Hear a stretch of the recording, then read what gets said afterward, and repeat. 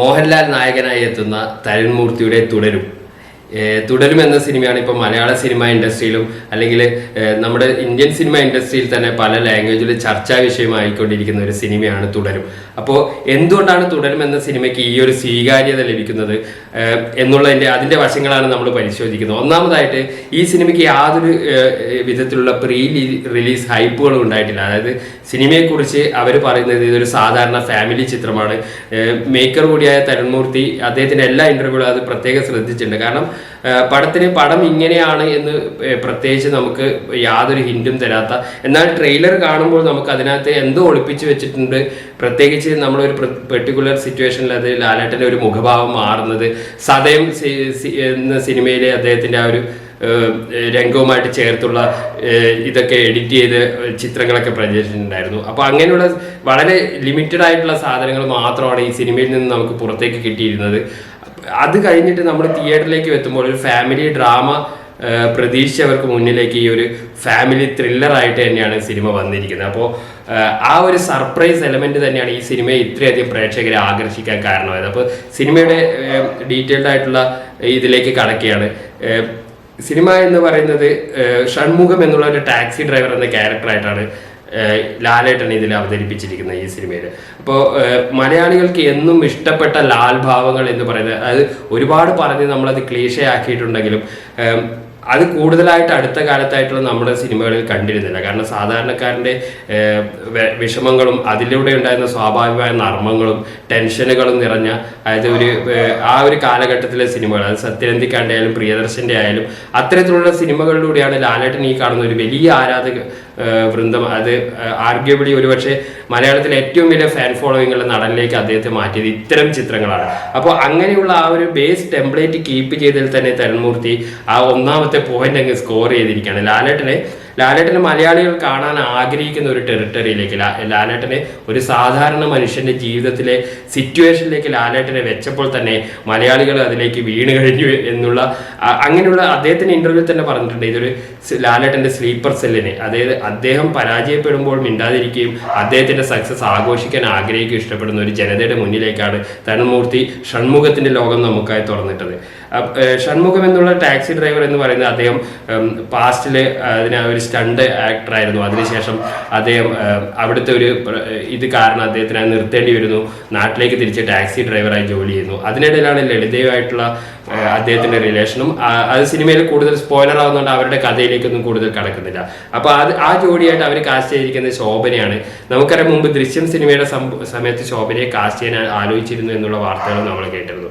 അപ്പോൾ അങ്ങനെയുള്ള ആ ഒരു മിസ്സായ ആ ഒരു ഓപ്പർച്യൂണിറ്റിയിലേക്ക് തുടരുമെന്നുള്ള ഈ ഒരു ഓപ്പർച്യൂണിറ്റി കൊടുത്തപ്പോൾ അത് കറക്റ്റായിട്ട് അവർ തമ്മിലുള്ള ആ നൊസ്റ്റാൾജിക് എലമെന്റും സിനിമയ്ക്ക് വർക്കായിട്ടുണ്ട്. നമുക്കറിയാം, ഒരുപാട് സിനിമകൾ ഇവരുടെ ജോഡി പഴയ കാലത്ത് ഏറ്റവും അധികം ചർച്ച ചെയ്യപ്പെട്ട മോഹൻലാൽ ശോഭന ജോഡി വീണ്ടും സ്ക്രീനിൽ എത്തുമ്പോൾ തന്നെ ആ 80s 90s ഉള്ളവർക്ക് ആ ഒരു നൊസ്റ്റാൾജിക് എലമെന്റ് പാസ് ചെയ്യാൻ രണ്ടാമതൊരു പോയിന്റ് അവിടെ തരുൺമൂർത്തി സ്കോർ ചെയ്ത്. മൂന്നാമതായിട്ട് വന്നിട്ടുള്ളത് ഈ ഒരു എലമെന്റിൽ എപ്പോഴും ഈ എലമെന്റ്സ് ഒക്കെ മിക്സ് ചെയ്യുമ്പോൾ നമ്മൾ കൂടുതലായിട്ട് സംഭവിക്കുന്നത് ഇത് എങ്ങനെ അപ് ടു ഡേറ്റ് ആക്കാം. ഒരുപാട് പഴയ കാലത്തെ 90s നടക്കുന്ന കഥ പോലെ ഷൂട്ട് ചെയ്യാം, അല്ലെങ്കിൽ അപ് ടു ഡേറ്റ് ആയിട്ട് ചെയ്യാം. അതിന് ഇവർ ഒരുപാട് റെഫറൻസുകൾ യൂസ് ചെയ്തിട്ടുണ്ട്. അതായത് അടുത്ത കാലത്തായിട്ട് സോഷ്യൽ മീഡിയയിൽ ഉപയോഗിക്കുന്നത്, അതിൽ കൂടുതലും മോഹൻലാൽ തന്നെ സെൽഫ് ട്രോള് ചെയ്യുന്ന പോലെ ട്രോൾ മെറ്റീരിയൽ ആയിട്ടുള്ള സിനിമാ രംഗങ്ങൾ കോർത്തിണക്കിക്കൊണ്ടുള്ള രസകരമായ നർമ്മ മുഹൂർത്തങ്ങളാണ് സിനിമ അവലംബിച്ചിരിക്കുന്നത്. സാധാരണ പണ്ടത്തെ സിനിമകളാണ് തട്ടിമറിയൽ 3-4 കോമഡി ആക്ടേഴ്സിനൊക്കെ യൂസ് ചെയ്തിട്ടുള്ള കോമഡി എന്നുള്ളതിൽ മാറി ഇവർ രണ്ടുപേരുള്ള സ്പേസിലേക്ക് ഇവരുടെ തന്നെ സിനിമകളും മറ്റുള്ള നമ്മുടെ ദൈനംദിന ജീവിതത്തിൽ ഉപയോഗിക്കുന്ന സിനിമാ ഡയലോഗുകളൊക്കെ മിക്സ് ചെയ്തിട്ട് അങ്ങനെയുള്ള ഒരു നർമ്മ മുഹൂർത്തങ്ങൾ ഒരുപാട് സിനിമയ്ക്ക് ക്രിയേറ്റ് ചെയ്യാൻ പറ്റി എന്നുള്ളതാണ് ആ തിരക്കഥയിൽ അദ്ദേഹം സ്കോർ ചെയ്യാനുള്ള മറ്റൊരു പ്രധാനപ്പെട്ട അദ്ദേഹം ശ്രദ്ധിച്ച ഒരു കാര്യം. പിന്നെ വരുന്നത് എന്ന് പറഞ്ഞാൽ ഇതിൻ്റെ സർപ്രൈസ് എലമെന്റ്സ്. കാരണം ഈ സർപ്രൈസ് എലമെന്റ്സുകൾ എന്നും സിനിമാ ആസ്വാദകർക്ക് നമ്മുടെ ചിന്തകൾക്ക് അപ്പുറത്തേക്ക് ഒരു കഥ പോകുമ്പോൾ നമ്മൾ അതിനെ അപ്രിഷ്യേറ്റ് ചെയ്യും. നമ്മൾ ഉദ്ദേശിച്ച അതേ ലൈനിൽ പോവുകയാണെങ്കിൽ അതിൻ്റെ മേക്കിംഗ് വേറിട്ട രീതിയിലും നമ്മൾ ഈ മോഹൻലാൽ എന്ന് പറയുന്ന നടനെ എങ്ങനെ കാണാൻ ആഗ്രഹിച്ചു എന്ന രീതിയിൽ ഈ കഥയെ മേക്ക് ചെയ്യുന്നതിൽ അദ്ദേഹം വിജയിച്ചിട്ടുണ്ട്. അത് അതായത് ഫാമിലി ആരാധകർക്കും പ്രത്യേകിച്ച് സ്ത്രീ പ്രേക്ഷകർക്കൊക്കെ മോഹൻലാലിന് ഇഷ്ടപ്പെടാനായുള്ള അദ്ദേഹത്തിൻ്റെ ചമ്മുന്ന രംഗങ്ങൾ, അല്ലെങ്കിൽ ഒരു ഫാമിലി ഉത്തരവാദിത്തം ഏറ്റെടുക്കുമ്പോൾ അദ്ദേഹത്തിന് സ്വാഭാവികമായി വന്നു ചേരുന്ന ഭാവങ്ങൾ, അതൊക്കെ സിനിമയിൽ വളരെ രസകരമായിട്ട് തരുൺമൂർത്തി ഒപ്പിയെടുത്തിട്ടുണ്ട്.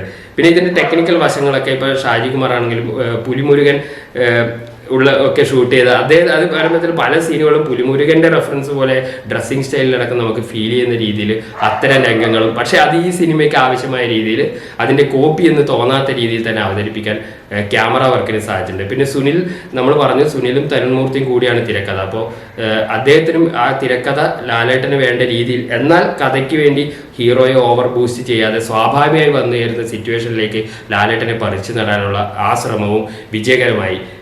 പിന്നെ ഒരു സിനിമയ്ക്ക് ഇത്തരമുള്ള മാസ് എലമെന്റിലും ഇതിലും നമ്മളെ എലിവേറ്റ് ചെയ്യുന്നതിൽ അല്ലെങ്കിൽ ഫീൽ ചെയ്യിപ്പിക്കുന്നതിലുള്ള ഒരു മുഖ്യ ഘടകമാണ് പശ്ചാത്തല സംഗീതം. അതിൽ ജേക്സ് ബിജോയ് അതിഗംഭീരമായ സ്കോറാണ് ഈ സിനിമയ്ക്ക് കൊടുത്തിരിക്കുന്നത്. അത് ഒരുപോലെയുള്ള അതിനകത്തുള്ള ത്രില്ലർ രംഗങ്ങളിലും നാടൻ രംഗങ്ങളിലും പാട്ട് അതുപോലെ തന്നെ സിനിമയായി ബ്ലെൻഡ് ചെയ്യുന്ന രീതിയിലുള്ള സോങ്ങുകൾ സൃഷ്ടിക്കുന്നതിൽ അദ്ദേഹത്തിന് വിജയിക്കാൻ സാധിച്ചിട്ടുണ്ട്.